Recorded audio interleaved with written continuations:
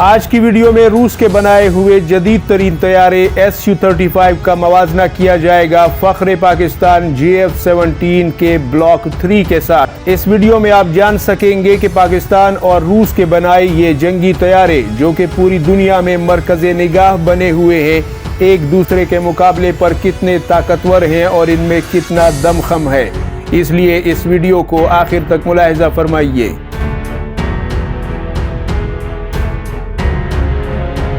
अस्सलामुअलैकुम नाजरीन, मैं हूं उस्मान खान और आप देख रहे हैं द वॉइस ऑफ एशिया। उम्मीद करता हूं कि आप सभी दोस्त खैर वाफियत से होंगे। अल्लाह ताला आपको अपनी हिफ्ज़ व अमान में रखे। नाजरीन, अपनी पिछली वीडियो में मैंने आपकी खिदमत में अर्ज किया था कि ईरान को 24 अदद Su-35 तैयारे जो हैं पेशगी तौर पर दिए जा रहे हैं और मजीद तैयारे भी दिए जाएंगे। और इस हवाले से मैंने आपकी खिदमत में अर्ज किया था कि अगर आप चाहते हैं कि मैं Su-35 रूसी जंगी तैयारे का मवाजना पाकिस्तान के बनाए हुए state of the art JF-17 thunder block 3 के साथ करूं, तो कमेंट सेक्शन में ज़रूर बताइएगा। लिहाजा आपका रिस्पांस काफ़ी पॉजिटिव रहा और उस बिना पर आज मैं आपकी खिदमत में एक गैर जानिबदार मवाजना पेश करने जा रहा हूं। लेकिन नाजरीन, यहाँ पे एक गुजारिश भी करना चाहूँगा जिसका आप यकीनन लिहाज मलहूज़ खातिर रखिएगा कि कमेंट सेक्शन में अपनी राय देने से पहले आप इस बात को जहन नशीं रखिएगा। एक तरफ रूस है जो कि 500-600 साल पुरानी रियासत है, जबकि दूसरी तरफ पाकिस्तान है जो कि 70-80 साल की एक नौजवान रियासत है। एक तरफ रूस है जो कि अपना पहला तैयारा सन 1876 में बनाना उसने शुरू किया था और 150 साल का तजुर्बा रखता है, जबकि दूसरी तरफ पाकिस्तान है जिसने ये तजुर्बा या इस तैयारे को बनाने की शुरुआत और इस क्लब में शामिल होने का एजाज़ जो है वो 15-20 साल पहले इसकी कोशिश शुरू की थी। इसके अलावा ये भी याद रखिए कि सोवियत यूनियन या फिर रशियन फेडरेशन जिन अदवार से भी रूसी रियासत गुजरी है, उसे वसी तर वसाइल और रिसर्च एंड डेवलपमेंट के लिए ज़राए जो थे वो वसी मौके भी मौजूद थे, लेकिन पाकिस्तान को आलमी पाबंदियों और महदूद वसाइल में ये कारनामा दिखाना पड़ा है। लिहाजा अच्छा और बुरा तो होता ही है हर दो चीज़ों का जब आप मवाजना करते हैं, लेकिन उसमें इन पहलुओं का भी आप मद्देनज़र रखते हैं और फिर अपना फैसला सुनाते हैं। उम्मीद करता हूं कि आपके लिए ये वीडियो अच्छी और मुफीद मालूमात का बाइस बनेगी। तो चलिए शुरू करते हैं इस मवाजने को। Su-35 को रूस की सुखोई कंपनी ने बनाया है, जबकि JF-17 थंडर ब्लॉक 3 को PAC Kamra Pakistan aeronautical complex और चेंगडू एयरक्राफ्ट कॉरपोरेशन चीन ने मिलकर बनाया है। एक Su-35 की कीमत $65 मिलियन है, जो कि पाकिस्तानी रुपयों में तकरीबन 14 अरब 10 करोड़ रुपए बनते हैं, जबकि एक अदद JF-17 थंडर ब्लॉक 3 की कीमत 25 से 30 मिलियन बनती है, जो कि पाकिस्तानी रुपयों में 5 अरब से 6 अरब रुपए के दरमियान बनती है। पहली बार Su-35 को 2014 में इंट्रोड्यूस करवाया गया, जबकि 2019 में JF-17 ब्लॉक 3 ने अपनी पहली उड़ान भरी। अब तक Su-35 के तकरीबन 150 यूनिट जो है लगभग बन चुके हैं, जबकि JF-17 थंडर को अभी तक 50 की तादाद में बनाया जा चुका है, जबकि 150 की तादाद में इसे बनाने का ऑर्डर है। याद रहे, इसमें ब्लॉक 1 और ब्लॉक 2 के तैयारे शामिल नहीं है, जिन्हें बाद में ब्लॉक 3 में अपग्रेड किया जाएगा। Su-35 का खाली वजन 41,888 पाउंड है, जबकि कुल मिला के ये 76,000 पाउंड वजन कैरी कर सकता है और ये सब कुछ वो 2 इंजन के साथ कैरी करता है, यानी 2 इंजन की ताकत उसे मुयस्सर है। जबकि JF-17 थंडर एक सिंगल इंजन तैयारा है जिसका खाली वजन है 14,600 पाउंड और ये कुल मिला के 28,000 पाउंड का वजन कैरी कर सकता है हथियारों समेत। Su-35 की रफ्तार इस वजन के साथ 2400 किलोमीटर फी घंटा है और 2 इंजन उसे सपोर्ट करते हैं, जबकि JF-17 थंडर की रफ्तार 2375 किलोमीटर फी घंटा है और एक इंजन के बलबूते पर वो इस रफ्तार से उड़ सकता है। Su-35 की रेंज 3600 किलोमीटर है, जबकि 3840 40 किलोमीटर रेंज है JF-17 थंडर की। Su-35 में भी हेलमेट माउंटेड डिस्प्ले मौजूद है, यानी कि तमाम तर चीज़ें जो है, तमाम तर कम्युनिकेशन और मामलात एक पायलट को अपने हेलमेट के स्क्रीन में उस शीशे या ग्लास में नज़र आते हैं जो कि उसने पहना होता है। इससे उसे और भी ज़्यादा आसानियाँ पैदा हो जाती हैं बनिस्बत उसके कि जब वो अपने कंप्यूटर सिस्टम की तरफ देखकर किसी किस्म का ऑपरेशन अंजाम देता है। ये ऑप्शन JF-17 थंडर में भी मौजूद है, हेलमेट माउंटेड डिस्प्ले उसमें भी मौजूद है। ऐज़ा रडार जो कि इस वक्त के सबसे बेहतरीन और जदीद रडार माने जाते हैं और जदीद तरीन तैयारों में मौजूद है। Su-35 में ऐज़ा रडार मौजूद है, जबकि JF-17 ब्लॉक 3 में भी ऐज़ा रडार मौजूद है। Su-35 की कॉम्बैट रेंज 1600 किलोमीटर है, जबकि JF-17 थंडर की कॉम्बैट रेंज 1200 किलोमीटर है। Su-35 59,000 फुट की बुलंदी तक जाकर लड़ सकता है, जबकि JF-17 थंडर 55,510 फुट की बुलंदी तक जाकर जंग लड़ सकता है।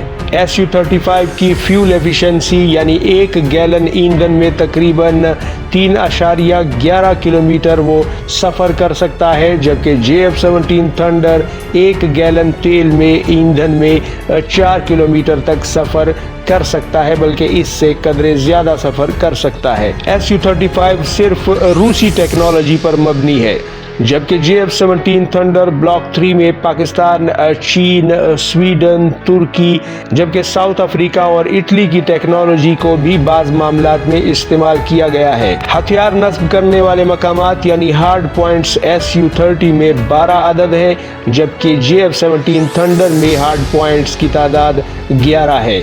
Su-35 में एक अदद गन 30 mm की GSH-30 इसमें नस्ब है, जो कि 150 राउंड रखती है, जबकि JF-17 थंडर में 23 mm की 3 मल्टी बैरल गन जो है वो नस्ब है, जबकि राउंड्स की तादाद अभी कंफर्म नहीं है, लेकिन 500 से ऊपर बताई जाती है। अब नाज़रीन आते हैं मिसाइलों की तरफ। मिसाइलों में सबसे पहले मिसाइल आते हैं फ़िज़ा से। फ़िज़ा में मार करने वाले मिसाइल यानी जो कि जंगी जहाज़ एक दूसरे के साथ लड़ते हुए इस्तेमाल करते हैं।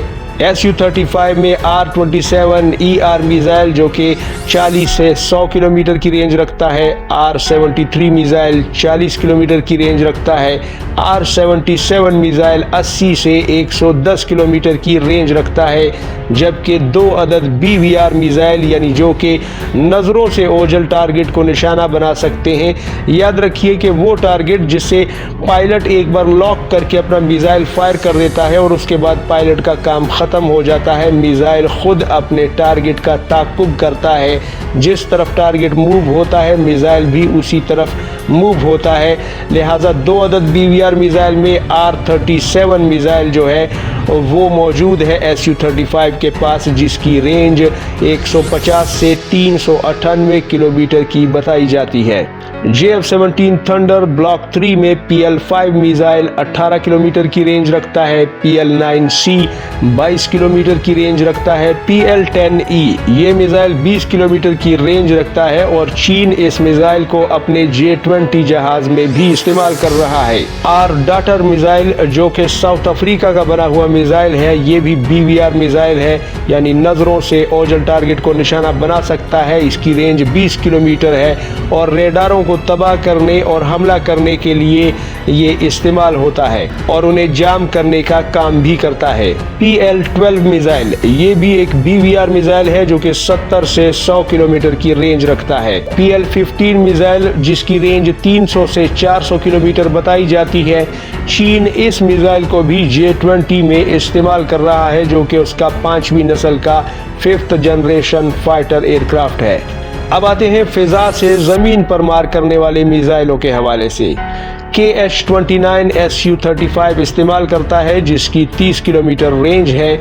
इसके अलावा 3M14AE मिसाइल भी इस्तेमाल करता है, जिसकी रेंज 300 किलोमीटर है।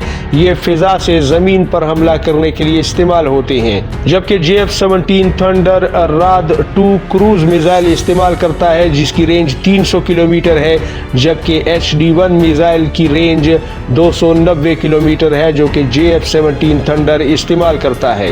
अब नाजरीन बताते हैं आपको एंटी रेडिएशन मिसाइलों के बारे में। KH-31 मिसाइल Su-35 इस्तेमाल करता है जिसकी रेंज 70 किलोमीटर है, जबकि दूसरा मिसाइल मौजूद है KH-58 के नाम से जिसकी रेंज 120 किलोमीटर है। जबकि JF-17 थंडर के मिसाइलों में LD-10 मिसाइल जिसकी रेंज 70 से 100 किलोमीटर है, मार-1 मिसाइल जो कि 60 से 100 किलोमीटर मार करता है, जबकि CM-102 मिसाइल जो कि 100 किलोमीटर की रेंज रखता है। अब आपको बताते हैं फिजा से समंदर पर मार करने वाले मिसाइल यानी जो कि बहरी जंगी जहाज़ों और बहरी बेड़ों पर हमले के लिए इस्तेमाल होते हैं। Su-35 इस्तेमाल करता है 3M54 मिसाइल जिसकी रेंज 300 किलोमीटर है, KH-31 AD मिसाइल जिसकी रेंज 110 किलोमीटर है, KH-59MK जिसकी रेंज 200 किलोमीटर है, याकहुंट मिसाइल जिसकी रेंज 600 किलोमीटर है और ये बहरी बेड़े को तबाह करने के लिए इस्तेमाल होता है, जबकि दीगर बहरी जंगी जहाज़ों को भी इन्हीं मिसाइलों से निशाना बनाया जाता है Su-35 की तरफ से।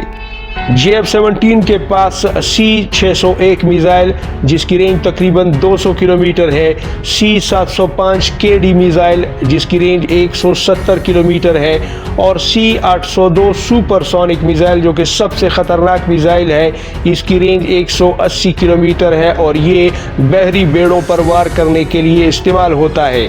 CM-400 AKG मिसाइल ये भी बहरी बेड़ों को तबाह करने के लिए सुपरसोनिक रफ्तार का मिसाइल है, इसकी रेंज 400 किलोमीटर के करीब बताई जाती है।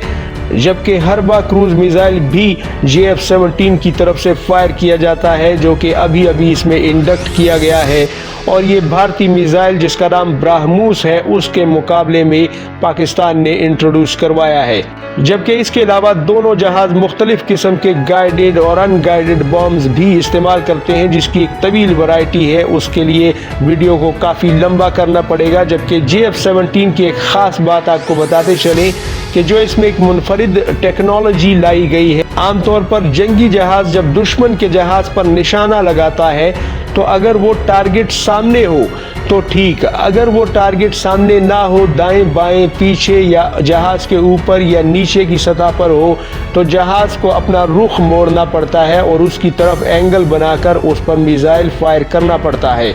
लेकिन JF-17 थंडर में ये टेक्नोलॉजी नई इंट्रोड्यूस करवाई गई है जो कि एक कमाल की टेक्नोलॉजी है, जिससे JF-17 थंडर अगर अपने दुश्मन के जहाज को अपने पीछा करते हुए देखता है या अपने से ऊपर या नीचे या दाएं या बाएं देखता है तो उसे अपना रुख तब्दील करने की ज़रूरत नहीं, बल्कि वो मिसाइल फायर करता है और मिसाइल खुद ब खुद फायर होने के बाद उसी जानिब रुख तब्दील करके मूव हो जाता है, हरकत में आ जाता है और जहाज़ अपनी सिमत जो है वो तब्दील किए बगैर अपना सफ़र जारी रखता है और मिसाइल उस टारगेट का पीछा खुद ही करता है।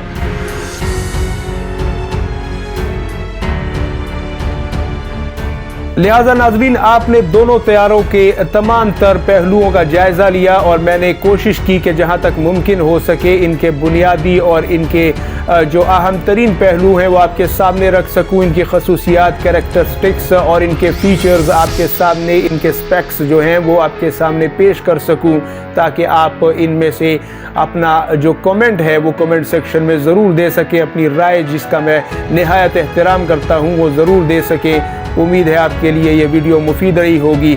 मुझे इजाज़त दीजिए, आपसे मुलाकात होती है अगली वीडियो में। तब तक के लिए अपना और गिरदोनवा के लोगों का सबका ख्याल रखिएगा। अल्लाह हाफिज़ व नासिर। पाकिस्तान जिंदाबाद, उम्मत मुस्लिमा पाइंदाबाद।